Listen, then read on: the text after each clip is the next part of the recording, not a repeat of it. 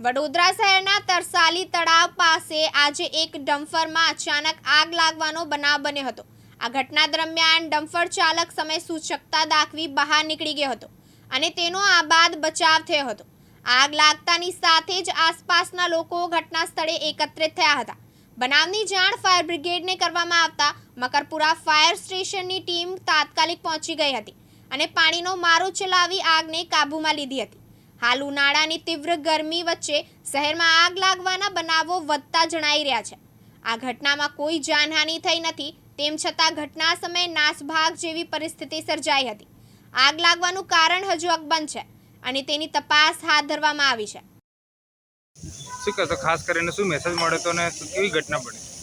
બનાવણી બાદ મુખ્ય control રૂમમાંથી JDC fire station ઉપર કોલ આવ્યો હતો કે તરસાલી બાયપાસ જતા ડમ્પરમાં આગ લાગેલ છે। અમે ગણતરીની મિનિટમાં સ્થળ ઉપર આવી અને આગ ઉપર કાબુ મેળવી લીધેલ છે।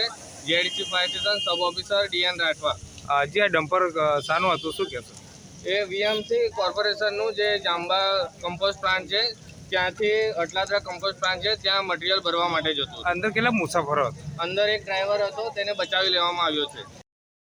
વિજય ચૌહાણ, દિવ્યાંગ ન્યૂઝ, વડોદરા।